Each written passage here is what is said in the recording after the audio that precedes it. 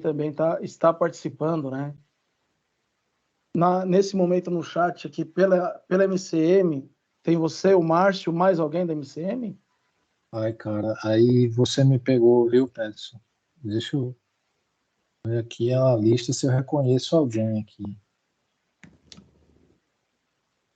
Acredito que ainda não, senão teriam gritado aí conosco. Tem um Que colega legal, aqui, muito, muito legal. o Gonzaga, colega que trabalha também. E 3. Que legal.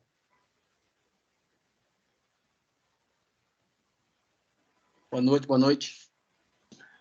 Boa noite. Boa noite. Boa Alexandre, noite. Tudo bom, querido? Boa noite. Tudo bem, boa noite. E aí, Gonzaga?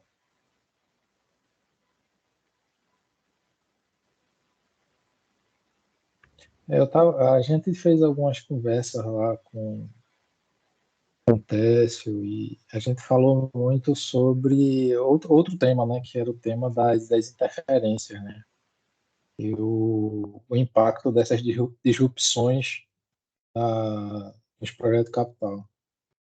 E foi um bate-papo longo, muito legal mesmo.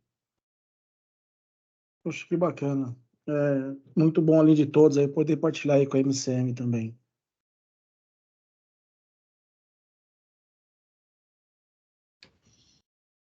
Legal. Em São Paulo, Peterson? Eu estou em São Paulo. Eu estou num projeto aqui pela Monte Calmo na CBA, na Companhia Brasileira de Alumínio. Não. Bom, 19h05.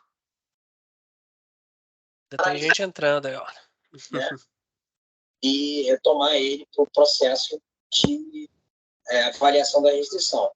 Se é algo pontual, uma ferramenta, uma máquina de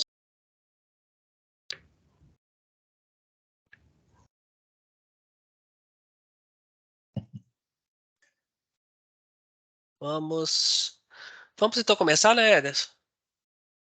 19h06? Podemos. Tá. Então vamos lá. Boa noite a todos, oficialmente, né? Agora, às 19h06. Prazer estar com vocês. O meu nome é Cristiano Carvalhais. Eu atuo na PUC Minas, na área de pós-graduação e também na coordenação, né, de alguns cursos, juntamente, inclusive, com o Ederson. Entre eles o Projetos de Capital, né, é o MBA, que já tivemos aí a primeira turma, estamos com a oferta desse curso aberta, né? As aulas desse projeto, né, desse curso iniciam no final de início de abril, né? E dentro dessa proposta nossa do programa desse curso, a ideia é trazer profissionais de mercado, né? O curso ele por si só ele é um curso muito prático, né? Então nós trazemos aí as boas práticas do mercado relacionadas aí a projetos de capital. É um curso único. A gente não tem nada parecido, né, Ederson?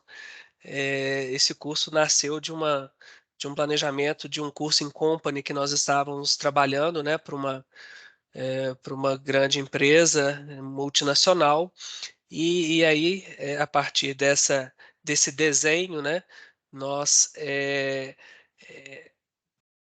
formatamos esse projeto e estamos em sequência com ele. É um projeto muito robusto, muito disruptivo, e a proposta realmente é trazer pessoas como o Alexandre, né, que está aí no dia a dia, também no mercado, e traz aí as boas práticas, né, relacionadas a riscos, né, que é o tema hoje da nossa aula. Da nossa palestra, né, do nosso bate-papo. Ederson, você quer falar um pouquinho mais sobre o programa? É muito rápido, tá, pessoal? É só uma entrada para a gente contextualizar, porque a temática está toda relacionada também ao nosso projeto. Bom, boa noite, pessoal. Meu nome é Ederson Passos, né? Eu trabalhei junto com o Cristiano e com o Ítalo Coutinho. O Ítalo é uma referência em gerenciamento de projeto aqui em Minas Gerais, na construção desse curso. Esse workshop é uma das ações que a gente promove para o curso, não somente para divulgar o curso, mas também para a gente fazer uma rede de profissionais, fomentar uma rede de profissionais. Assim, a gente começou assim, a gente começou aproximando de um profissional da área, dando uma palestra, de repente eu entrei dando aula, de repente isso virou uma consultoria, de repente um aluno é um parceiro. Então a gente acredita muito nessa proposta do trabalho em rede, da reciprocidade, e assim nasceu o curso de MBA de Capital Projects, né? Com o objetivo de perceber quais são as necessidades do mercado desse pós-pandemia, mas também ser algo mais do que uma costela do gerenciamento de projeto. O que a gente pesquisou fazendo essa pesquisa para essa empresa multinacional, uma as Big Four foi uma dessas empresas que nos consultou para fazer o curso, e a gente percebeu que o mercado está cheio de cursos que são costela do gerenciamento de projeto. É bom, é excelente, mas eu acho que a gente tentou ir mais além, muito mais além do que isso. E para ir mais além, o que a gente pensou? Qual que é o diferencial? O diferencial, primeiro, as nossas disciplinas promovem uma imersão imediata, né? Ou seja, a gente não vai ficar falando o que é isso. A gente vai falar, a gente pega isso para fazer isso aqui. Nesse caso, é assim que resolve, né? Ou seja, a partir de situação, problema, a gente acredita que a solução não está no professor, a solução está no trabalho em conjunto. Às vezes o aluno vai apresentar um case, ou num case que o professor apresentou, ele vai apresentar uma solução muito melhor do que aquela que o professor apresentou. Essa que é a nossa ideia, e trabalhar com ferramenta, não tem jeito. Não tem jeito. Metade do nosso curso é promovendo as ferramentas de aprendizagem e de técnicas, sobretudo em gerenciamento de projetos de capital. Então, assim, é com muita simplicidade, mas com muito diferencial também. Nós não nos preocupamos se o professor tem doutorado, se tem PhD, nós estamos preocupados com o seguinte, o cara está fazendo a diferença no mercado? Tá, então traz ele. Nós precisamos dele aqui. Porque o aluno, na verdade, ele precisa já entender, até intuitivamente, gerar insights nele para soluções dele lá. É muito comum a gente receber do aluno uma pergunta, professor, nós estamos com um problema na nossa empresa, é assim. Isso virá um debate, virá um estudo de caso dentro da aula para todo mundo resolver. O professor aqui, a gente dá total liberdade para ele adaptar a aula dele. Então, assim, é um curso que a gente trata como filho mesmo, com muito carinho, e a gente está trazendo gente com energia, com a experiência do mercado para dentro. Volto a confirmar que a formação acadêmica é importante, mas a do mercado ela é fundamental. E o aluno saca com 15 minutos quem é do mercado. A gente tem essa percepção, tá? Por isso que a gente está trazendo o Alexandre me parece que já está em outros cursos nossos de MBA, está muito bem referendado pelo o nosso outro coordenador, o Ítalo Coutinho. Eu espero que seja produtivo. A gente vai fazendo as inserções, algumas peculiaridades ao longo. Então, o palco é todo seu aí, Alexandre. Obrigado aí, pessoal. Obrigado, Ederson, Cristiano. Sou aluno, viu? Quer dizer, fui aluno porque terminei agora há pouco de engenharia de custo, de orçamento.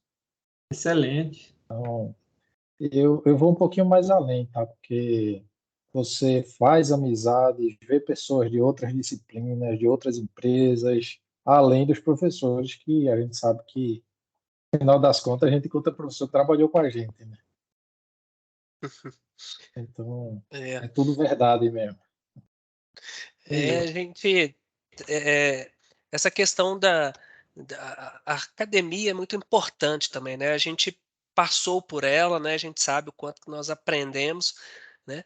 E é importante, muitas pesquisas são realizadas, muitos insights nascem dessas pesquisas. Agora, a gente tem visto também muitos profissionais já, né, no mercado, também com especialista, mestre, doutor, né, porque você vai afunilando e aprofundando naquela temática, né, e você está utilizando essas boas práticas no dia a dia. Então, o Alexandre tem aí uma vasta experiência, né, no mercado, é graduado em engenharia mecânica, né, Alexandre? Especialista, tem mais de quase 20 anos aí de experiência de projetos, né, de capital, principalmente com montagem, né, de montagens industriais, né? Atualmente tá com o cargo aí de gestor, né, na empresa que atua, né? E vai falar um pouquinho para a gente de riscos, né, Alexandre? Riscos em Bom, projeto de capital. Fica à vontade para se vamos lá. apresentar, para você compartilhar a tela. Como diz o Ederson, o Aí, palco agora é seu, a fala é sua agora. pronto. Ok, chegou aí, né? Eu só não vou enxergar nada aqui, só a apresentação realmente, então não estou vendo ninguém. Se precisar falar, perguntar alguma coisa, você me dá um suporte aí, tá? Tá? A gente vai te auxiliando. Tá bom. Vamos lá, gente. A gente vai falar sobre risco, né? Mas não qualquer risco, né? Falar sobre risco com o recorte de projeto capital. Então, entenda o conceito de projeto capital, assim, para ser um pouco mais didático. São projetos que estão ligados a um ativo de capital. Um ativo de capital, ele tem uma função de gerar capital para a empresa, né? Então, isso é fundamental que ele gere essa renda, esse, esse dinheiro de volta, né? Esse retorno do investimento para poder se enquadrar, né? Ou seja, tem um ativo de capital envolvido. Então, vai ter esse recorte referente ao projeto capital. Então, isso aqui rapidamente, eu acho que o Cristiano já falou bastante sobre mim, né? Já tenho um bom tempo aí na MCM, vou fazer aí já 20 anos de carreira dentro da MCM. Nesse tempo inteiro fui trabalhando em projetos de capital, de todos os tipos, né? De mineração, siderurgia, energia, química, petroquímica. Então, tudo que envolve esse assunto eu tenho pesquisado e estudado bastante. Bom, então agora vamos para o assunto que realmente importa. Como todo boa história, né? Não sei se boa, mas como toda situação de evolução aí, a maior parte dela começando aí com um conflito. Nesse caso, um conflito armado. Na década de 70, 1973,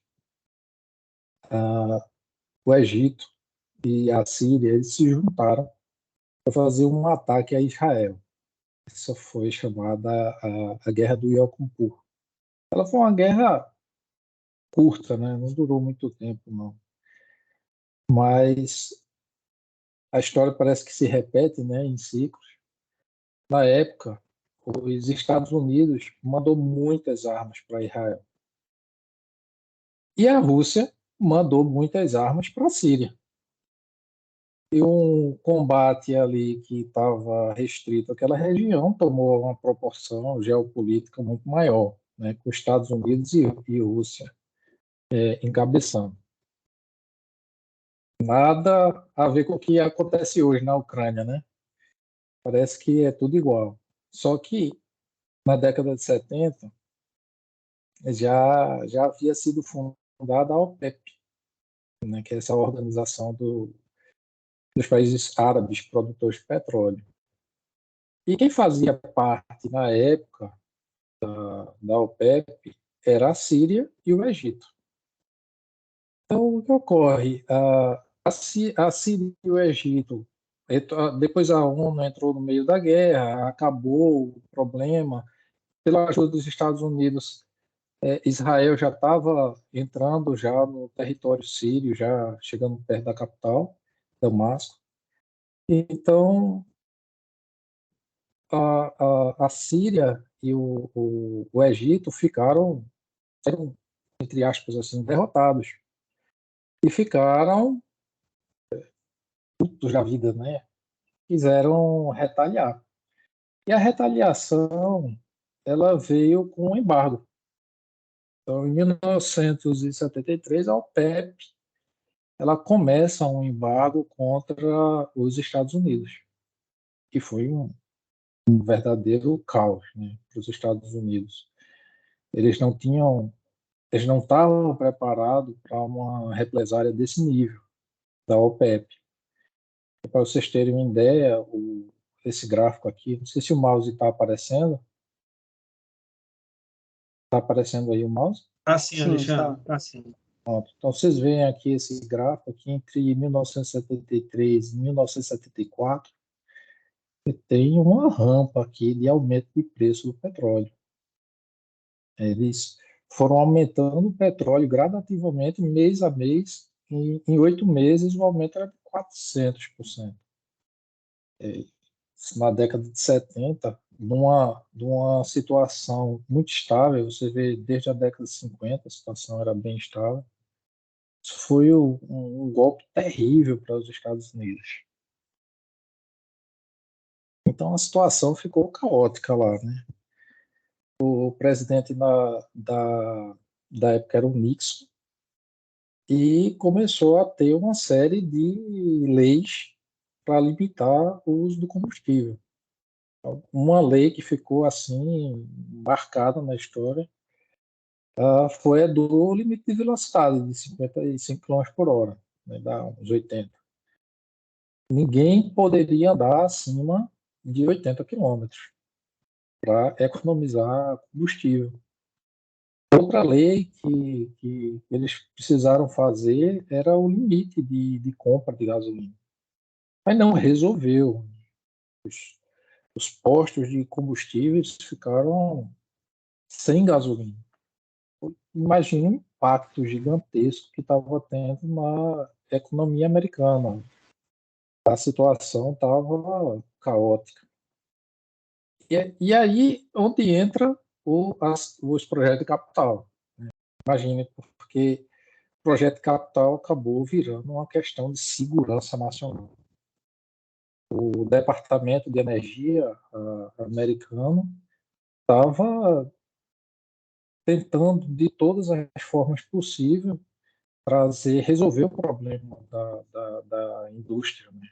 Imagine que você para de receber o petróleo e aí não é só os carros, mas toda a indústria química, petroquímica, os derivados,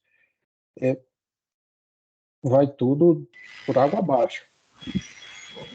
E aí é onde entra os primeiros estudos aí patrocinados pelo Departamento de Energia americano.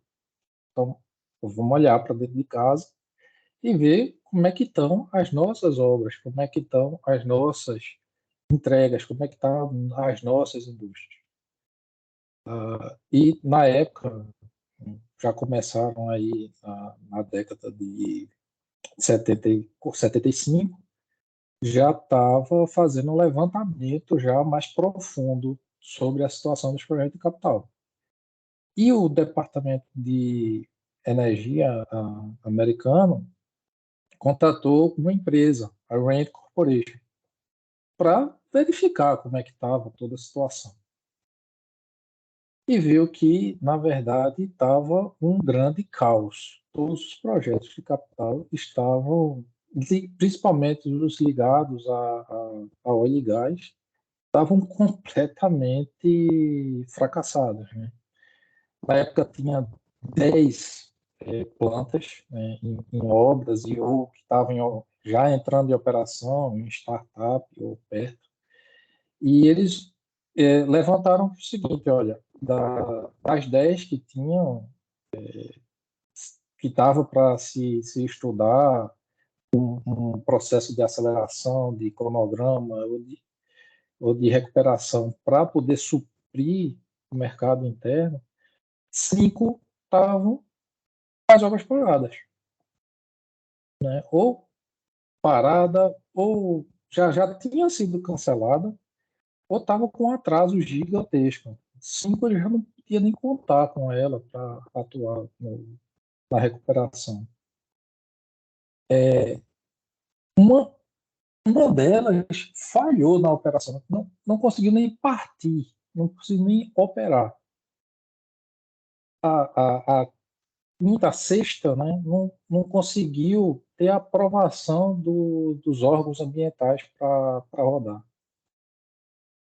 Então, assim, estava um desastre completo. Uma só que estava operando abaixo da capacidade de 50%. E a segunda que estava operando conseguiu entrar em operação, mas com um sobrecusto de 50%. Então, assim, era todos os indicadores de projeto de capital, principalmente ligados a óleo e gás, estavam uma catástrofe. A Rand estendeu um pouco mais para avaliar os projetos de capital da década de 70, no geral, incluindo aí agora a mineração, petroquímica, a farmacêutica e outras indústrias tudo ligado à indústria de processo. E nada estava bom, tudo muito ruim.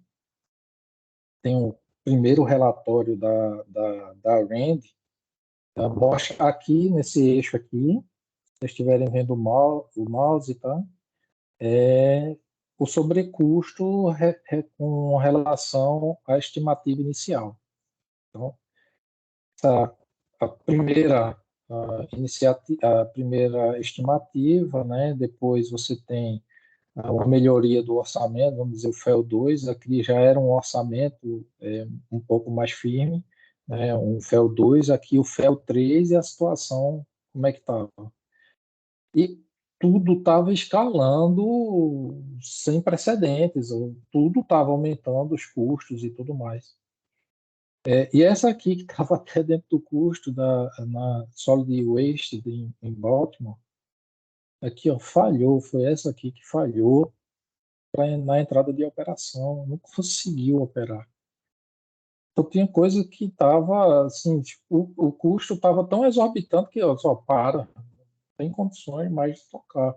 Então, caos, um verdadeiro caos.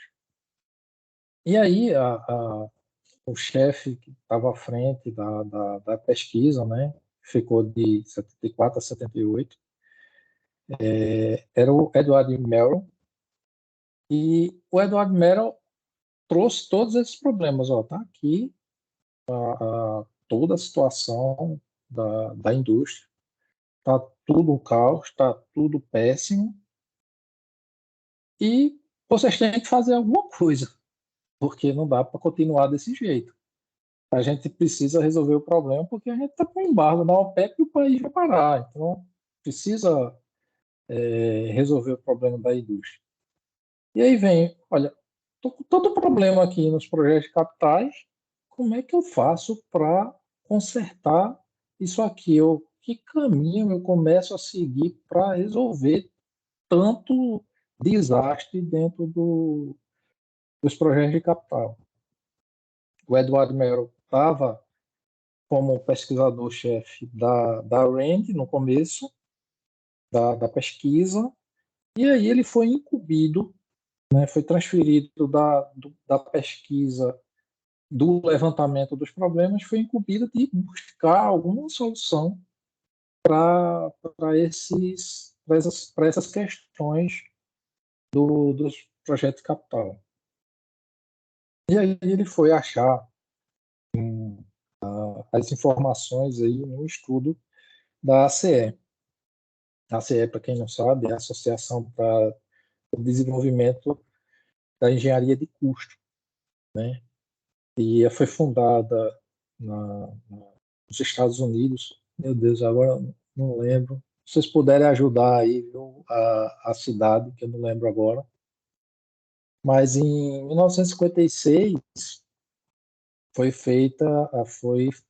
houve a fundação da ACE, e esse cidadão aqui, ó, tá um balãozinho vermelho aqui, o nome dele é John Hackney.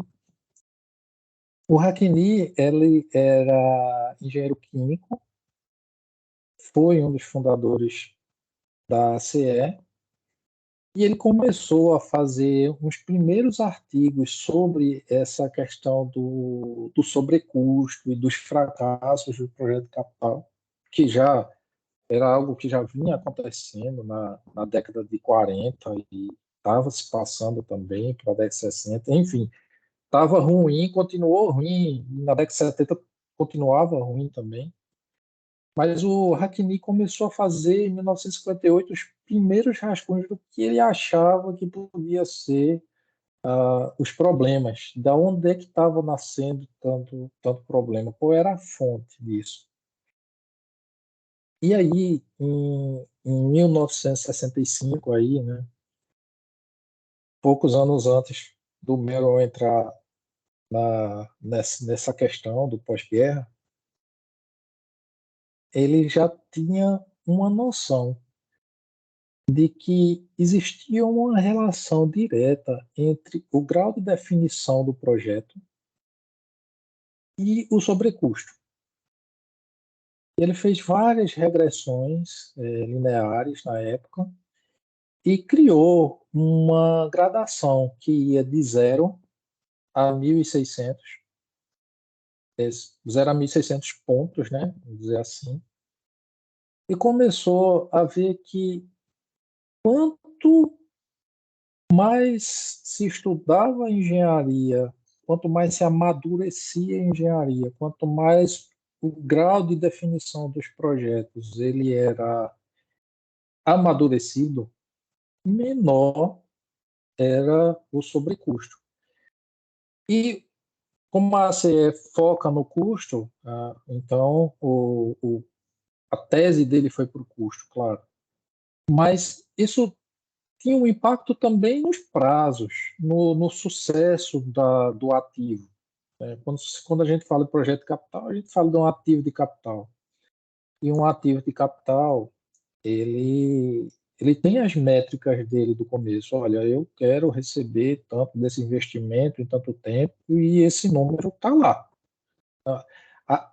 A, vamos dizer assim, a definição de sucesso ela não é tão subjetiva. Ela é muito objetiva quando se fala desses números, ela é muito tangível.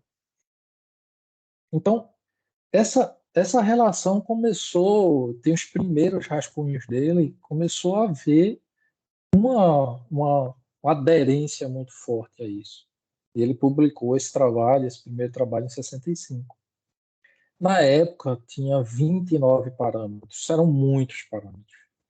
Eles eram de todas as ordens que você imaginar. Ele imaginava desde o ambiente onde estava colocado, olha, você estudou esse ambiente, como era esse ambiente. E aí você, com o estudo do ambiente, você ia dizendo, olha, eu não vi nada sobre o ambiente. Pô, então tua pontuação é muito ruim. Aí eu estudei já bem esse ambiente. Então, tua pontuação tá boa. Entre outros exemplos, olha, eu estudei bem, para ser mais tangível, a condição dos ventos aqui. Então, você tem os relatórios, tem os registros, você começa a pontuar dentro da cadeia lá de definições do projeto, você começa a pontuar bem. E quando você não faz esses estudos e parte para uma estimativa de custo, ou parte até para a execução sem esses estudos, você começa a correr muitos riscos. Então, começou o Hackney a relacionar esses parâmetros, o grau de definição do projeto e o risco, mas de uma forma muito pragmática, muito objetiva. Essa curva começou a tomar forma nessa época. E o Merrill, ele foi nesses estudos do Hackney. Ele pegou aquela base do Hackney e, olha, pode ser que isso também esteja acontecendo agora, nos projetos de capital, que são dos problemas que que eu estou vivenciando agora nessa situação do embargo da OPEP. E começou também a fazer as curvas dele das regressões dele, as regressões NEA, para bater, e bateu.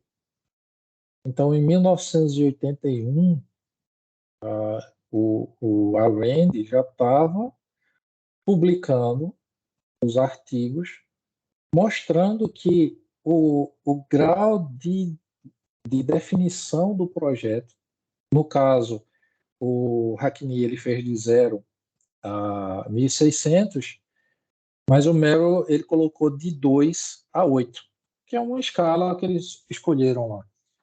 Mas era extremamente parecido como as coisas elas se encaixavam, né?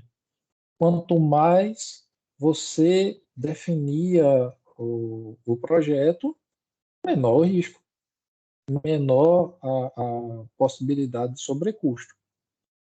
E essa publicação de 81 foi um pouquinho mais além, porque o estudo do Merrill não pegou as 29 parâmetros. Ele já deu ele já fez um estudo estatístico com todas as empresas que participaram da pesquisa,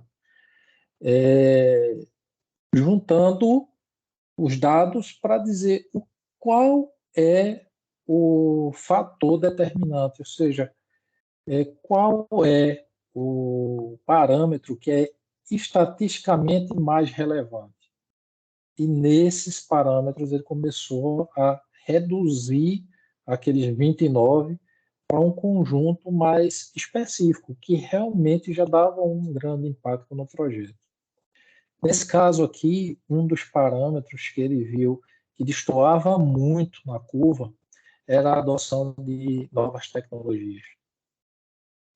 Quando você está fazendo um projeto de capital e você está fazendo ele introduzindo uma nova tecnologia, veja, nova tecnologia é realmente nova, é algo pioneiro nesse caso.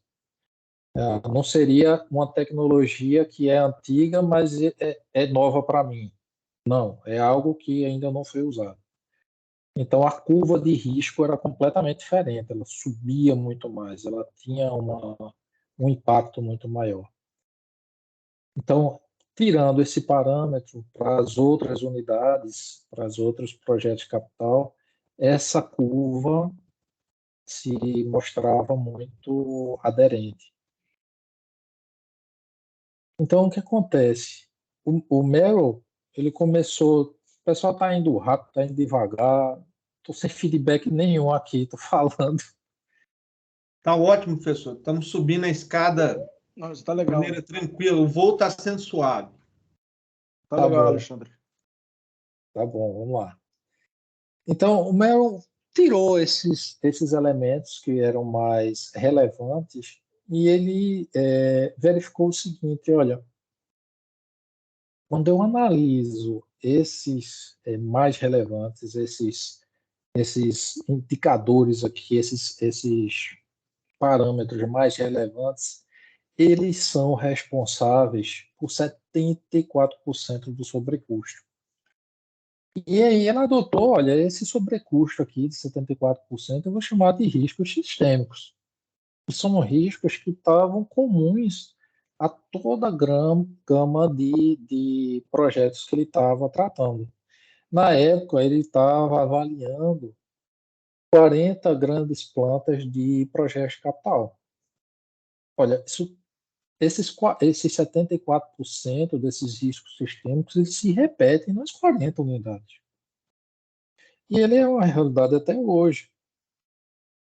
E se você cuidar desses parâmetros, você resolveu 74% das suas questões referentes aos riscos. Existem outros específicos que são muito comuns, que são a parte de inflação, que estava responsável por 11,2%, mudanças no sistema regulatório.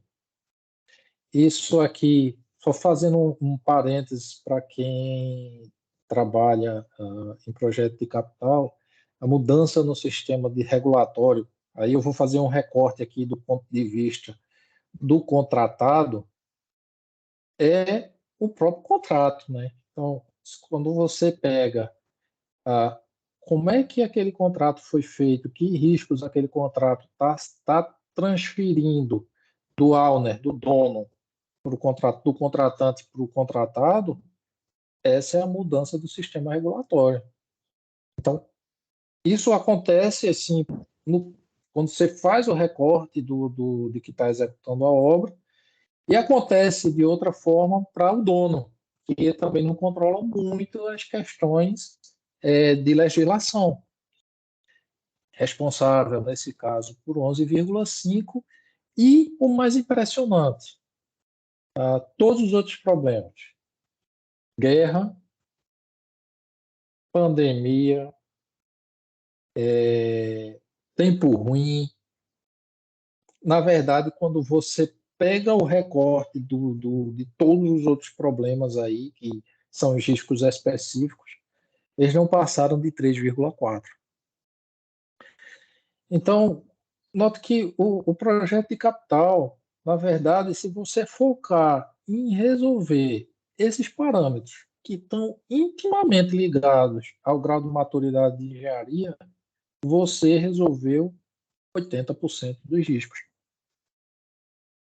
E ele foi um pouquinho mais além. Ele começou a dar números mais palpáveis, quantidades mais definidas para cada parâmetro. Então, isso aqui são os parâmetros, parâmetro 1, 2, 3, 4, 5. Então, nesses 5 parâmetros, ele criou 1, 2, 3, 4, 5 coeficientes.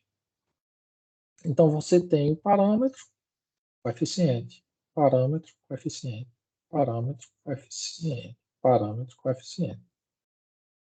A multiplicação de um pelo outro vai dar exatamente o seu risco. Então, foi nesse momento que o Merrill, nessa publicação aqui da RAND, em 1984, ele colocou a primeira equação paramétrica de que a gente tem de informação. Onde aqui ele coloca uma constante menos um número vezes a variável, outro número vezes uma variável, e quando você multiplica tudo isso aí, você vai ter a definição do teu risco para o projeto de capital em P50. Oi, pessoal. Todo mundo aí, né? Estamos acompanhando aqui. Vamos lá. Pronto. Pronto. Todo mundo entende o que é P50, né? Vou dar uma explanação aqui. Nesse caso, quando você começa a calcular, voltando um pouquinho aqui, você começa a calcular aqui, por exemplo, a complexidade da planta. Ela varia, ele colocou, olha, a complexidade vai de 1 a 4. O que seria a complexidade 1? Complexidade 1, vamos supor, vamos trazer aqui para um exemplo bem simples. Você tem que fazer 10 casas. E essas 10 casas têm cada uma 100 metros quadrados. Então, você tem aí 1.000 metros quadrados para se fazer de construção. Isso é um nível de complexidade 1. Mas quando você tem esses 1.000 metros quadrados em um prédio de 10 andares, onde cada andar tem 100 metros quadrados, esse já é um outro nível de complexidade.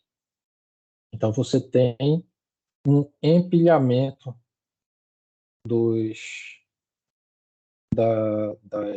das atividades que geram um nível de complexidade 4.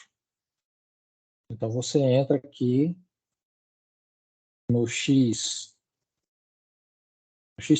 bota o 4 vezes esse número, isso vai gerar o teu resultado, teu primeiro resultado.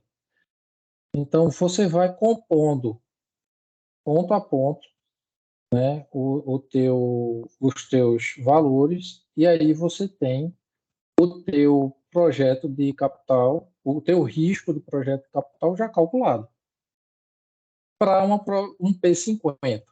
O que é P50? P50 é, se você usar esse número como contingência, a probabilidade de você ter um sobrecusto é de 50%. E se você subir na curva, quanto mais você sobe, você vai para P90, você vai subindo o número e você vai chegar ao o valor específico da contingência para aquele teu projeto. Ok? Bom, em 1987, o Edward Merrill ele estava com tanta segurança sobre o que ele tinha desenvolvido que ele comprou todos os dados da RAND. Então, ele comprou todas essas informações, todos os dados do projeto e fundou o IPA, que é o Independent Project Analysis, em 1987. Acho que ele entregou em 84 o relatório, em 87 ele já saiu e fundou o IPA.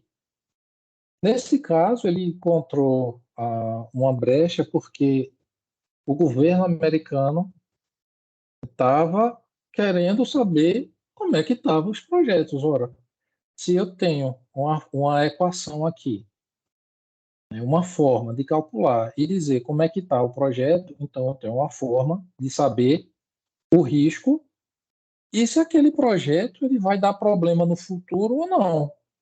Eu tenho já um risco, então eu posso botar uma contingência. Ora, qual foi o erro do Nixon e do Departamento de Energia em 1974? Ora, vamos tocar as plantas de todo jeito. Vamos fazer a obra começar agora, porque eu tenho que produzir agora. Eu não posso esperar a próxima janela. Então, quando eles tomaram essa decisão, o que foi que aconteceu? Estou voltando um pouquinho aqui. Uma tragédia. Nenhuma planta rodou. Então, o Mero ele já sabia que começar um projeto de capital sem a engenharia amadurecida era a fórmula perfeita para o caos, completo fracasso. A pressa, nesse caso, ia começar em vez de gerar o ativo, começar a destruir o ativo completamente. Ele já tinha todos esses números. Então, ele começou a prestar o serviço para todas essas empresas aí, Shell e outras siderúrgicas, tudo a GE e outras que tinham lá, e mais as de mineração, enfim, todas as indústrias de processo passavam por esse problema. Então, ele começou a fazer os estudos independentes para cada tipo de projeto capital. E aqui, ó, ele conseguia dizer especificamente para aquele conselho, dizer, olha, o grau de maturidade das definições do teu projeto é 3. Coloque uma contingência de 5%, que já está bom demais, vai dar tudo certo.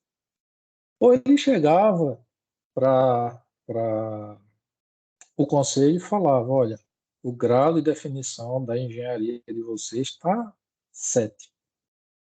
Você precisa botar 24% de contingência. Ora, se você quer tocar o projeto de todo jeito, sem a engenharia amadurecida, você vai ter que botar 24%. Você está disposto a isso? Então, ele começou a vender para os conselhos a que número você bota lá para calcular um retorno daquele investimento de uma forma segura, para que você não entrasse, como muitas vezes a gente entra, com um grau de um otimismo exacerbado, aprova o projeto e mais na frente você tem sobrecustos incríveis. Pessoal, espero que esteja dando para entender aqui, viu? Estou falando um pouquinho mais técnico aqui dos gráficos e dos pontos, das curvas, mas é realmente sem feedback nenhum. Posso continuar, né? Pode, tranquilo. Tá claro aí, Pronto. professor. Tá claro, tá joia. Então, é muito ruim quando você não vê o rosto de ninguém, cara. Eu só fico olhando para a tela aqui do PowerPoint. Dá uma angústia mesmo. Então, ele viu esse daí. Então, começou a ter uma evolução. E essa foi a primeira grande, vamos dizer assim, revolução no risco. Entenda que o risco, quando a gente está falando aqui, é um risco específico de projeto de capital. A gente não está falando de projetos como um todo, a gente está falando de projetos de capital. Entenda, projeto de capital, você vai ter o recorte aí das indústrias de processo. Então, isso aqui não vai valer para outra coisa. E aí ele foi e fundou o IPA. Quando ele funda o IPA, que compra os dados da RAND, e ele começa a vender o serviço da análise independente e começa a juntar mais informações de outras indústrias, das quais ele já estava prestando serviço. E aí ele vai construindo um banco de dados gigantesco, um banco de dados enorme. Só que tem um problema. Ele deixa todos esses dados presos dentro do IPA. Então, hoje, a gente não tem acesso a isso aí, a esses dados, a essas informações. A gente tem acesso às informações da época da RAND, que hoje são públicas, tá? Eu coloquei aí na apresentação, se vocês quiserem pegar os números dos relatórios e pesquisar na internet, vocês vão ter acesso a tudo. Até Eu passei que o site para eles, professor. passou por logo, legal. Passei o IPA Global. Boa. Enquanto eu falava aqui, vocês trabalhavam aí, né? Exato. Então, a história ela vai deixar isso preso, contudo, um pouquinho mais na frente aí, a gente quando foi chegando para os anos 2000, teve outra grande revolução. Então, se você teve essa primeira grande revolução, que foi o desenvolvimento das equações paramétricas, o entendimento dos riscos sistêmicos, e que os riscos sistêmicos tinham um impacto muito mais relevante do que os riscos específicos, tem uma segunda grande revolução que acontece aí chegando nos anos 2000, mas essa segunda grande revolução aí é tema para outro assunto, para outra conversa que a gente tem, para o pessoal que for participar do curso aí do Cristiano e que for estudar mais a fundo para trazer, para atualizar essa saída aí dos anos 80 para 2020, né? Então, ocorreu outras revoluções aí importantíssimas, outros personagens, outros eventos que transformou novamente a análise de risco de projeto de capital, mas essa aí eu vou deixar para o pessoal da PUC contar essa história. Então, aqui eu encerro por aqui. Queria agradecer muito ao pessoal que participou e dedicou um tempo aí a me escutar. E deixo aí uma mensagenzinha da Bíblia que mostra que o acaso afeta todos, né? Então, por mim está encerrado aqui, viu? Ok, Alexandre, muito obrigado aí pela sua palestra, pelo rico conhecimento aí que você trouxe. E a gente abre aí para perguntas. Não Eu só estourei um ligado pouquinho o aí, né? tempo, não foi aqui? Não, tá dentro. Tá dentro, né? Não Tá sei. sim, tá sim. É. Cadê a turma aí do bate-papo, a turma da MCM? Eu vou colocar no chat a lista de presença. Aí o pessoal que preencher, a gente vai emitir os certificados, tá, gente? Mas eu vou aproveitar o gancho, né? O gancho deixado pelo professor, ele explicou muito, muito bem os riscos sistêmicos. A minha curiosidade é justamente essa, que é, se você analisar os projetos de capital pós-pandemia, existe um padrão em relação a esses riscos sistêmicos, assim, no Brasil, ou nesses projetos que você já trabalhou, professor? Cara, é muito forte o trabalho de gestão da informação. Eu acho que é um dos maiores esforços, eu diria assim, ó, onde está o maior esforço para a gente garantir a execução da metodologia? Não está em trazer o tipo de construção para o início do... Não sei quem estava falando aí. Não, beleza, mas aí você pode... Não foi eu, não. Não, o que acontece na pandemia? Veja, se você tem um projeto de capital que você está com os graus de definição de engenharia num nível alto, assim, você está com ele bem feito, vem a pandemia e você tem uma resiliência muito grande. O impacto é muito reduzido. Porque você bota risco sobre risco aí, né?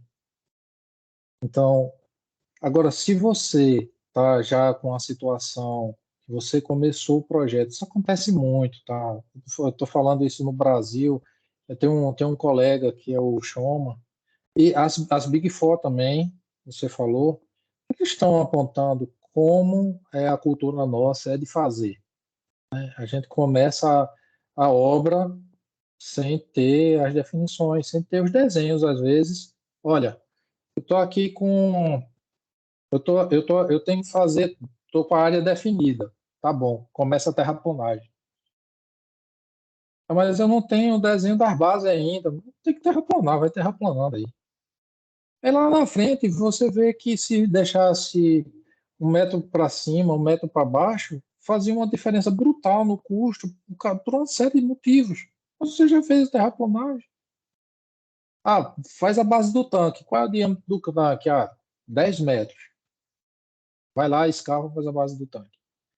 Cara, mas qual é o peso do tanque que vai em cima? Não sei. Mas eu não vou ficar esperando a engenharia terminar o projeto do tanque.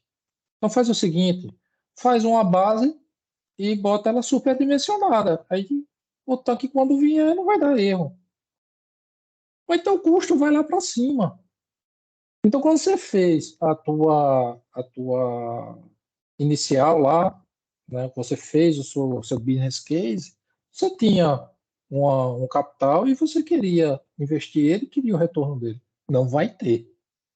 Porque você está começando a tomar um monte de ações aqui que vai...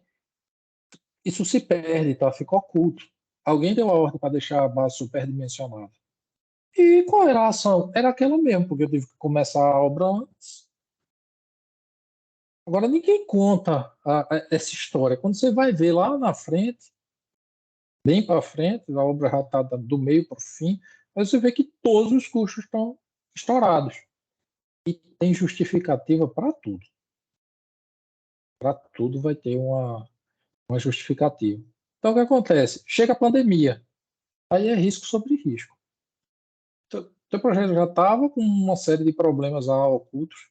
Chega a pandemia, isso escala. Agora, quando o teu projeto está certinho, chega a pandemia, você consegue se adaptar. Você consegue andar. Tem sobrecusto? Tem. Mas vai para aquela ordem ali. Vou negociar, vou tomar outras ações. Como a gente rodou ali, vão ser coisas que a gente puder quantificar. Olha, o ônibus vai ter que agora rodar com metade do efetivo. Então você vai ter que dobrar a frota de ônibus para levar o pessoal. Olha, isso é um custo. Esse é o maior problema? Não é.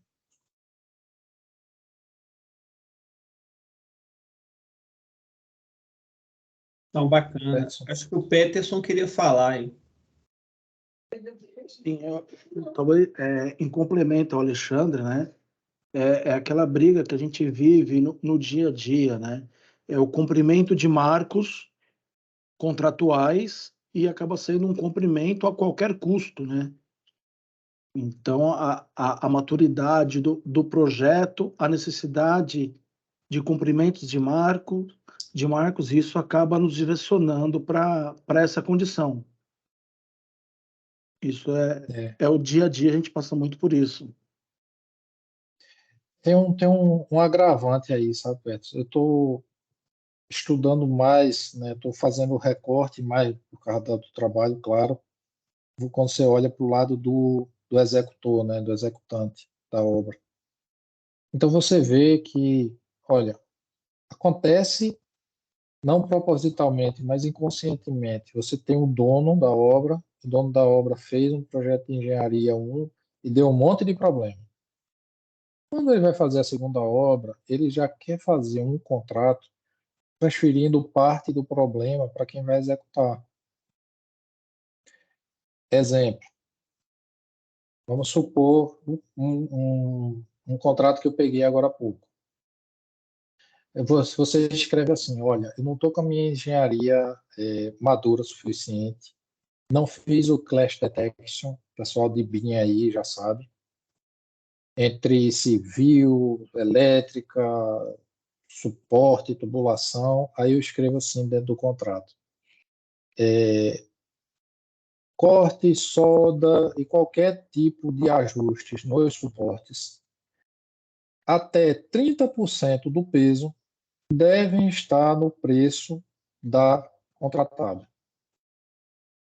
O cara faz ele bota no contrato isso aí, e aí ele transferiu qualquer erro de engenharia e fabricação em um parágrafo, transferiu para o executante.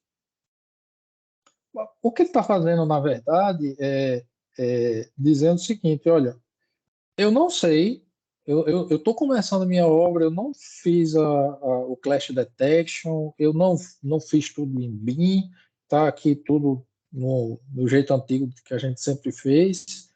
Eu sei que vai ter algum problema, não sei quanto, mas eu vou transferir para o especialista. Mas o especialista, o contratado, ele tem como saber qual é o grau de maturidade daquele projeto? Então, começa o conflito de transferência de risco. Aí, o outro lado tem que entender muito de risco para saber botar a contingência certa. Ou negociar a cláusula. Olha, cara, essa cláusula aqui não dá. Isso aqui é da maturidade da tua engenharia. E aí, quando você vai para o compliance, o negócio vai ficando mais complicado ainda, né? Porque o conselho, que é obra rápida, barata, com qualidade, o designer que está aqui, o engenheiro que está aqui, o gerente de projeto, que é do dono da obra, sabe que está cheio de problema, às vezes não fala, olha, não dá, nem contrata o IPA para dizer, olha, aqui o teu grau de definição de engenharia está baixo. E aí o que ele faz? Cara, eu vou fazer aqui um contrato onde eu vou fazer com que outro quantifique o risco. E agora o problema é seu. Quantas pessoas você vai botar, quantas horas você vai fazer, qual é a contingência que você vai colocar. Se você não colocar legal lá no teu contrato, pode levar um revés gigantesco. Isso aí. E muitas vezes, por mais que você tenha uma proposta, tenha um escopo, mesmo que isso seja ali dentro dos ocultos, né? Isso a gente acaba descobrindo na sua totalidade no decorrer do projeto, né? E isso é muito danoso, porque, assim, muitas das vezes, esse fora de escopo, essas tratativas comerciais, elas acabam por ocorrer mais ao final do projeto. E nós de obra, né, Alexandre, o pessoal costuma dizer que obra pronta não tem preço, né? Então, todo o esforço dedicado, toda a maturação da engenharia, toda a maturação do projeto do cliente que nós fizemos, isso não tem preço. Todas as nossas soluções, elas simplesmente, quando com muito sucesso, ela se reverte talvez num simples hora-homem, né? E todo esse tempo pensando, construindo, a reengenharia, isso se perde nesse caminho. É isso mesmo. A gente vai dando soluções. Quando a gente estava fazendo lá a pós da PUC, um dos trabalhos que a gente fez muito forte foi sobre hora extra, né? Porque assim, o projeto está com problema. E via de regra, né, se você for considerar o que a gente tem no Brasil hoje, todos os dados que o pessoal está trazendo, é de que a gente começa as obras sem a engenharia amadurecida. Ponto. Via de regra. A gente não tem a cultura que lá fora o pessoal já, de tanto apanhar, já está fazendo bem melhor. Então, a gente começa sem ter a engenharia amadurecida. E aí, no meio da obra, vai aparecer o problema. Qual é a solução? Aumento efetivo, trabalha sábado, estende horário. Aí o custo vai embora. Ele aumenta. Só que tem um detalhe. O custo da hora extra ele é muito maior do que só aquelas horas lá. Ele vai exponenciando conforme o pessoal vai fadigando. Então, ele tem um número muito maior quando você olha nesse contexto. Eu quero resolver o problema. Cara, vai ser uma conta gigante. Você não quer gastar 2 milhões de reais na engenharia, mas aceita pagar 6, 8, 10 milhões na obra para recuperar prazo. Isso é muito da cultura nossa. Pessoal, o Luiz Gonzaga, ele quer entrar no jogo aí. Fala aí, Luiz. Pessoal, boa noite. Alexandre, tudo bom, cara? Beleza? Opa. Alexandre, na tua opinião aí, qual é a melhor forma do contratado ele se defender contra isso que o Peterson falou, né? Esses fora de escopo que vem aparecendo, que a gente sabe que aparece muitos problemas na obra, né? Erro de montagem, interferências. E qual seria a melhor forma de o contratado, aliás, se defender ele para futuramente ele pleitear aí um fora de escopo? Aí foi para a administração contratual, né? A administração contratual é um ramo dos projetos de capital que é gigantesco, né? Então você pega assim, ó, por exemplo, um órgão como o FIDIC, que se dedica eu acho também desde a década de 50, se dedica a estudar contratos de projetos de capital. Então você tem modelos de projeto de capital ali que são estudados aí há mais de 50 anos, 60 anos, onde vai aprimorando as cláusulas e você tem que ter uma forte administração contratual para poder pontuar. Olha, ocorreu esse problema, aí você volta de novo para a questão do compliance, você tem que saber registrar, você tem que saber como apresentar, e aí o outro lado também, para você não entrar na pilha, né? Agora, assim, é algo complexo, porque como o Edson trabalha em perícia, então você vê as primeiras partes do modelo do contrato do FIDIC, é o cronograma de como começa uma briga. Estou fazendo assim um pouquinho chulo, mas está lá, olha, o engenheiro da obra, ele tem tanto tempo para entrar com a causa dele. O outro tem tanto tempo para responder. E existe uma regrinha, um passo a passo. Existem boards que você vai formar. Você pode formar um board para... Porque o negócio toma uma proporção de uma complexidade tão grande. Vamos falar desse suporte. Veja como uma coisa pode se transformar em algo muito subjetivo. A gente está falando com o PET suporte lá. Vamos supor que você aceitou a cláusula lá que 15% do peso do suporte não pode ser fora de escopo. No caso da tua pergunta de fora de escopo. Aí eu aceito e assino o contrato com aquilo. Aí o cliente diz, cara, esse suporte deu errado. Desmonta ele todo e remonta ele, só que troca aqui a posição das cantoneiras. Eu não acrescentei nenhum quilo. E aí? É fora de escopo ou é escopo? Por um lado, você vai dizer assim, olha, se você está num lado, né, você vai dizer, olha, eu desmanchei o suporte todo e tive que refazer. O peso é 100%. E o outro lado vai dizer, não, eu não aumentei o peso, é zero. Então, veja, eu acho que até o Ítalo escreveu um artigo sobre a incompletude dos contratos. Então, nenhum contrato é completo. Inclusive, isso até foi um tema de um prêmio Nobel, essa teoria dos contratos. Nenhum contrato é completo.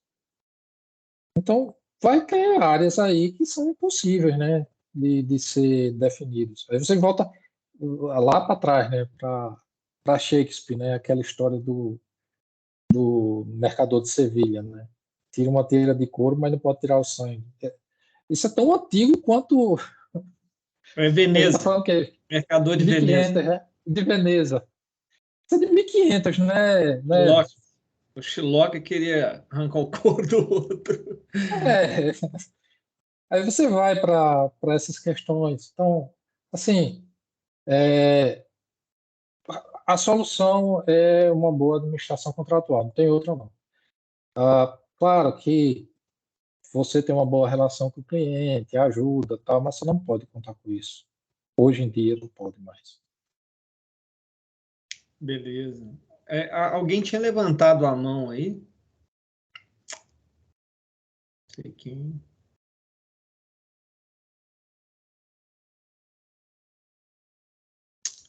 Deixa eu fazer, então, alguns comentários aí, do ponto de vista de quem pega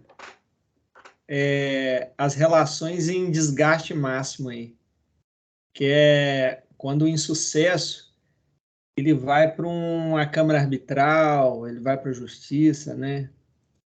E contrato foi feito, gente. Se contrato foi feito para dar certo, a gente nem casava em cartório. Ele serve realmente para proteger, né? Dar sentido às partes mesmo, né? Tentar harmonizar os interesses e expectativas, e havendo frustração, alguém reclame o seu direito, né? Você lembrou do mercador aí? Às vezes quando você demanda direito, você acaba tendo mais direito do que deseja. Então eu vejo muito isso, muito pleito, que acaba se revertendo, às vezes, até muitas vezes contra o prestador, o fornecedor. Mas do ponto de vista do risco, o que eu queria comentar é que o que eu vejo é grandes empresas de construção pesada, né, de grande porte, eles conseguem fazer cálculo de risco, né? Riscos sistêmicos, ocultos, eles conseguem fazer. O que eu percebo em geral é que, do contrário do custo, você não tem um homem do risco. Você tem um homem do custo, mas você não tem um homem dos riscos. Por quê? Porque é simples. A realidade não é estática, ela é dinâmica. Então, se você tem uma alteração da sua realidade, o que muda? Os riscos. Muda os riscos. Então, ele pode estar subdimensionado, ele pode estar superdimensionado, ele pode estar dimensionado da magnitude correta, mas a alteração dos fatos, da superveniência da realidade, pode fazer alterar o risco. Então, eu vejo ainda no Brasil, que o cálculo para minimizar a perda, ou para maximizar o resultado, ele é um cálculo burocrático. Por que eu chamo de burocrático? Para atender o rito, é só para atender um rito da prestação de serviço. Ganhar um edital, por exemplo, né? Ganhar uma prestação de serviço de um grande cliente. Aí você faz aquilo no desespero para fazer adaptar ali no documento, né, uma parte concorrencial. E depois que se ganha o serviço, o que eu observo é o pega e sai fazendo. A gente ainda tem pouca cultura de respeitar o planejamento. Quando eu falo respeitar o planejamento, é voltar ao manual, né? E eu fico vendo muita contingência lá na ponta, né? Ou seja, a curva de custo, a curva de avanço, ele começa a se alterar, está abaixo do que está esperado, e eu estou ajustando lá na ponta. Né? Eu verificar aqui, olha, quais são os preceitos, as premissas originais aqui da nossa contratação. Né? E tem um fato super interessante, que é o seguinte, a da alteração do escopo. A alteração do escopo, o prestador de serviço, muitas vezes, o fornecedor, aquele que vai construir, o empreiteiro, aquele que vai realizar lá o contrato de facility, o utility lá para uma outra empresa, ele é quase sempre uma parte hipossuficiente. Ele, entre o contratado e o contratante, ele é mais frágil, porque ele precisa do serviço, ele está executando. Então, o cliente vai e fala com ele assim, faz mais isso para mim, né? Só que, às vezes, a gente pensa que é assim, né? Mas é algo grandão.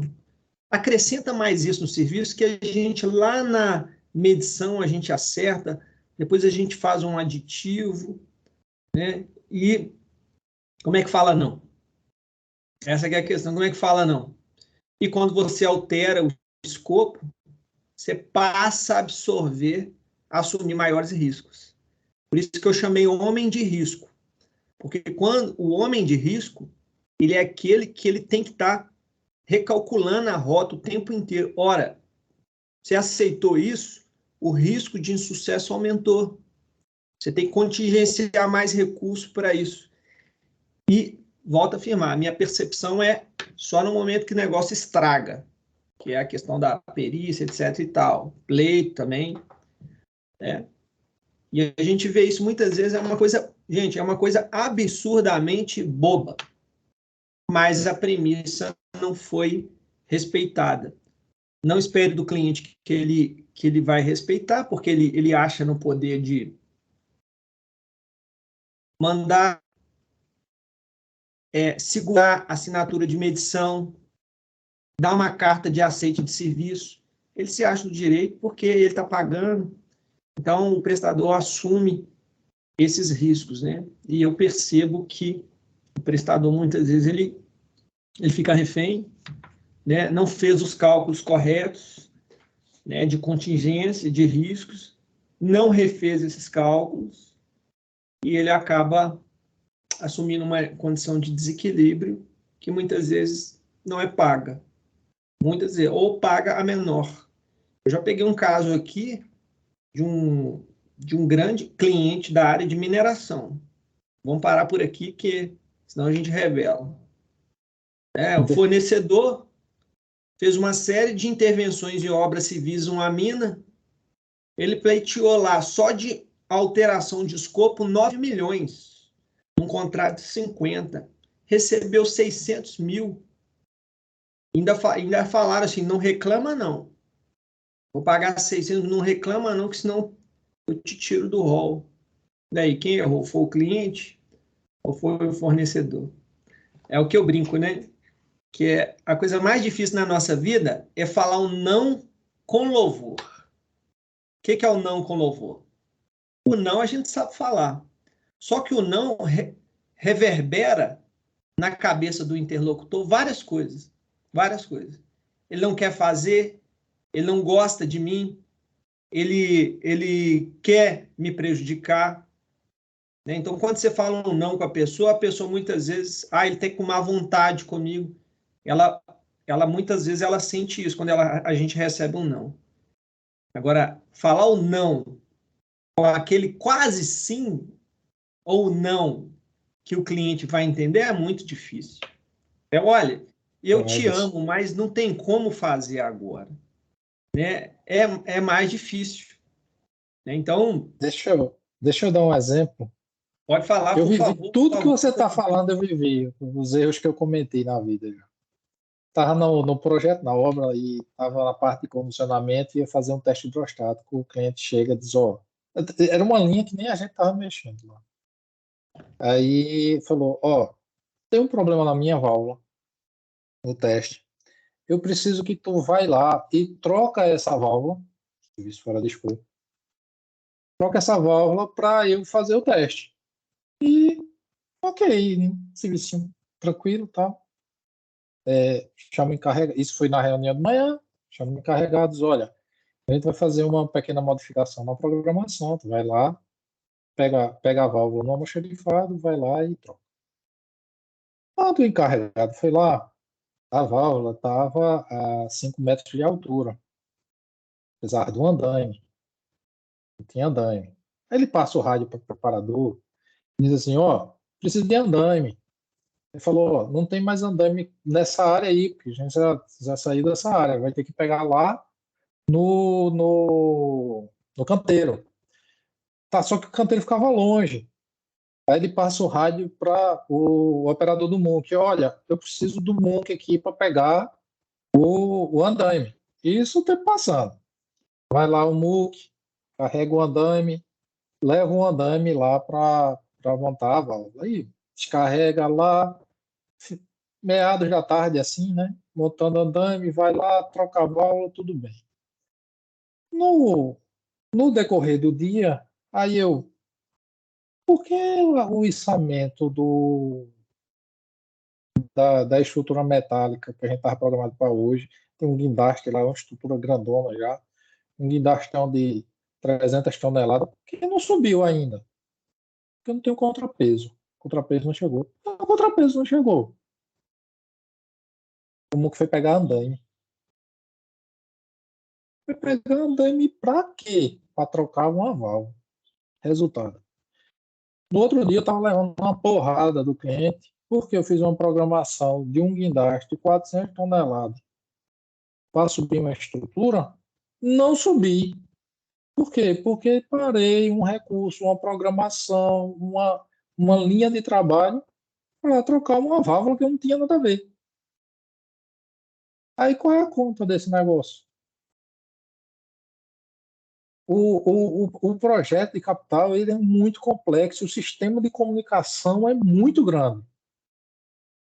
Pequenas ações que você toma aqui nessa rede, ele vai mexendo no nó que vai bater lá longe, e você não vai conseguir ter a noção do início e do fim do processo, do alfa e do ômega, né? Você só vai saber depois de 3 horas de reunião para tentar entender o que foi que aconteceu. E aí, como é que você chega com essa conta depois? Exemplo que você disse aí. Isso eu vivi. Não foi ninguém que me contou, não.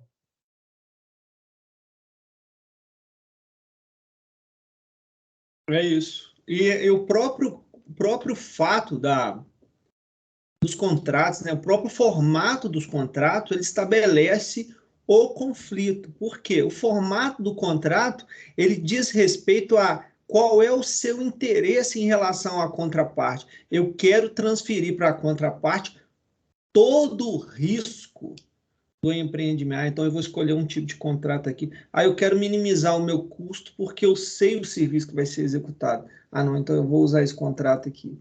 Né? Esse próprio, às vezes o contrato, ele já é o casamento que já começa dando errado pelo contrato. Muitas vezes, né? Muitas vezes. O bom é no outro dia, né? Para você explicar ao cliente por que não subiu a peça. E ele vai aceitar que uma válvulazinha, desculpa, esfarrapada à toa. Aí o cara fica puto contigo, né? Você está de brincadeira comigo aqui.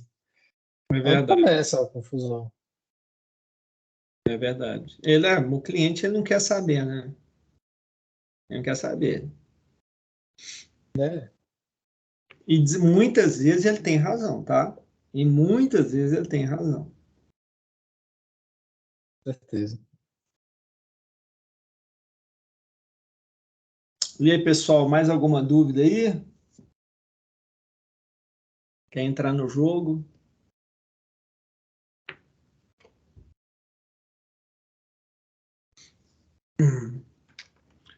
Aqui só vou aproveitar aqui então a presença do pessoal. Eu acho que eu vou mostrar a nossa página aqui do curso, tá? Para caso vocês tenham interesse de olhar melhor esse nosso curso, tá? Eu vou só compartilhar aqui, tá, Cristiano? Tá tranquilo? Ok. Eu até coloquei o link no chat também, mas pode Excelente. compartilhar sim.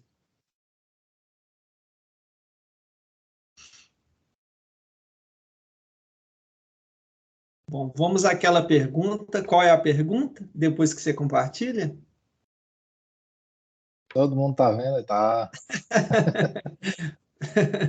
Pessoal, vocês estão vendo a minha tela? Então, essa aqui é a página da PUC Minas, né? O nosso curso aqui, então, é o curso MBA de Capital Project. Ele é um curso que está focado em aprofundamento a partir de algumas disciplinas de projetos, algumas disciplinas de gerenciamento de contratos, pleitos e disputas, e o restante das disciplinas focadas em ferramenta. Aqui, do ponto de vista está um pouquinho pequeno, né? Aqui, do ponto de vista do conjunto de disciplinas, a gente tem disciplinas de gestão de custos e contratos de engenharia, metodologia FEL. Eu acho que não há como a gente falar de Capital Project sem não falar de FEL. Né? Gestão de portfólio e maturidade. Né? O que o professor falou hoje foi exatamente, muitas vezes, calcado nisso, que é a maturidade. Né? A ausência de maturidade ou a maturidade inadequada, ela subdimensiona alguns cálculos ou superdimensiona alguns cálculos. Por quê? Porque, de fato, a empresa não tem a maturidade. Então, tem a metodologia para analisar. É muito interessante, por exemplo, eu já trabalhei com gerenciamento de projeto, você chega num cliente, ele acha que sabe, se aplica uma metodologia de maturidade e ele descobre que ele não sabe, mas ele sempre faz uma perguntinha, que é, tá, eu sei que a minha maturidade está baixa, e meus concorrentes? Aí você fala, nos seus concorrentes estão 3 níveis acima, aí ele desespera. Então, gestão de portfólio e maturidade, a gente vai aplicar tópicos especiais. Por que a gente chamou de tópicos especiais?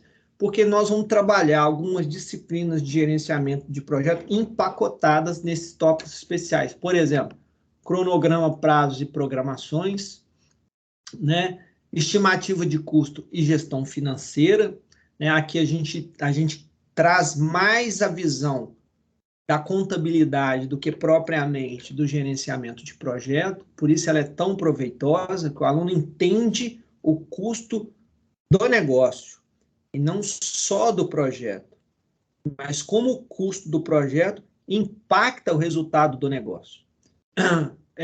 Riscos e mudanças em projetos de capital, aí o professor não nos deixa mentir, né? Está trazendo uma abordagem super interessante, que é uma abordagem paramétrica. Nós temos uma cultura de analisar o risco do ponto de vista qualitativo, né? E por falta de expertise a gente não analisa ele quantitativamente, né? Aqui temos tópicos especiais 3, que é compras, aquisições e contratações. Eu acho que ele vem fechar a questão da discussão dos tipos de contratos, né? Gestão contratual, claims e disputas, né? Eu particularmente tenho muito interesse em lecionar nessa disciplina, mas nós estamos trazendo profissionais mais competentes que já trabalham nisso, na questão da disputa, da arbitragem, por exemplo. Metodologia de resolução de disputas, né? Então, o professor citou a questão do board, né? Como é que a gente trabalha, como é que os contratos modernos hoje trabalham com as disputas? Trabalham com as disputas ao longo do contrato, né? Ao longo do contrato, através de cláusula de neutralidade, quer dizer, se tiver um problema no contrato, a gente para e decide, para a gente não ter pedido de reequilíbrio depois, aditivação, um querer culpar o outro, a gente resolve durante a obra. Isso que traz métodos de resolução de disputa. O BIM, né, plano de execução 4D, 5D e ferramentas. Aí o restante, olha, daqui então quase a metade do custo é ferramenta. Lean Construction, a metodologia AWP, né, o Lean Agile, Open Innovation, por exemplo. Não pode faltar o Business Intelligence. Acho que se a gente não oferecesse essa disciplina, eu acho que ia ficar faltando alguma coisa, né?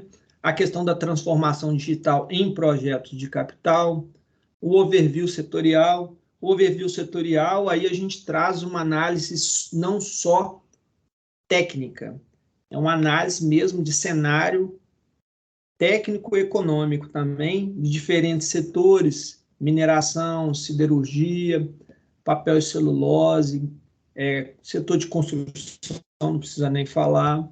A gente faz esse overview da complexidade em cada um desses setores, as peculiaridades de cada um desses setores em relação a gerenciamento de projeto de capital, né? E humanidades é uma disciplina comum, né? Dentro da metodologia, da visão pedagógica da PUC. Além disso, nós temos uma disciplina, a disciplina de inovação e modelagem de negócio, é a única disciplina do curso que ela é assíncrona, que ela é EAD, é a única. O restante dessas disciplinas, nós oferecemos o curso de forma remota, mas com aulas ao vivo com o professor. O que nós queremos garantir é minimizar o problema da distância e tentar maximizar a troca.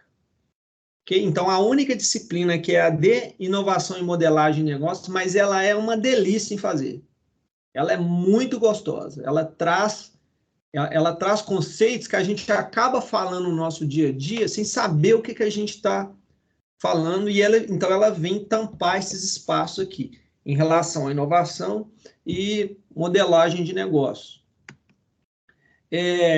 Nosso prazo de inscrição, nós estamos inscrições até o final de fevereiro, né? Eu vou estar à disposição de vocês para tirar alguma dúvida, alguma referência. Vou deixar aí meus contatos no chat. Está previsto iniciar a aula final de março, início de abril já. A gente já está com um planejamento próprio, né? Nós oferecemos na política da PUC aqui até 30% de desconto, aí depende se é ex-aluno, né? Se foi aluno de graduação, se a empresa é conveniada. Mas o que a gente percebe é que, em geral, os nossos alunos conseguem algum tipo de desconto. O total de horas desse curso são 432 horas aulas, que vai do dia 4 de abril ao dia 27 de junho de 2024. E, inicialmente, ele foi modelado ao preço de 24 parcelas de R$ 480. Ok? Qualquer dúvida em relação, você pode acessar aqui, ó, fale com o coordenador, que vai cair na minha caixa postal, na caixa do Cristiano, na caixa do Ítalo. Então, um de nós três respondemos, ou nós três respondemos em conjunto também. Normalmente, a gente usa um prazo de resposta aí de 12 a 24 horas, mas, em geral, o pessoal fica satisfeito com o nosso contato. Ou vocês podem fazer um contato direto conosco também. Eu vou deixar aí no nosso chat. É o que a gente... Ederson, posso fazer um pouquinho do meu jabá também aí? Deve. Eu estou botando o link aqui no chat da MCM. Então, a gente faz montagem industrial, a gente falou o dia todo aqui de montagem industrial, mas também a gente está sempre procurando engenheiros, tá? Estamos sempre contratando, sempre buscando pessoas novas para dentro da empresa, e de vez em quando a gente também faz algumas publicações, coloca lá também no LinkedIn. Então entrem aí, sigam a gente nas redes sociais, tá? Beleza, excelente. Cristiano, as suas considerações? Na verdade, agradecer, né, todos que estiverem conosco, né? Foi um prazer muito grande. Ao Alexandre, professor Alexandre, que trouxe tanta informação bacana aí pra gente, junto com o Ederson, né? Os participantes aí que debateram conosco, fizeram as perguntas, e todos que estiveram presentes nesse workshop, né? Então, a PUC Minas agradece aí a presença de vocês, né? Como o Ederson disse, a gente fica à disposição, né? Caso vocês queiram compreender um pouquinho mais sobre o programa, né, do curso, fazer alguma disciplina isolada, enfim, né? Há várias maneiras aí da gente. A gente não pode parar mais de estudar, né? Hoje, eu lembro que minha mãe falava, não faz medicina não, que senão você vai parar de estudar, vai ter que estudar o resto da vida. Eu fiz administração, eu vejo que a gente não pode parar nunca, né? Nós estamos numa dinâmica aí global que não dá mais para parar de aprender. Então, eu tenho certeza que esse curso, né, para quem está na área, né, e quem está querendo, né, entrar e conhecer mais, agrega muito, não tem a menor dúvida, né?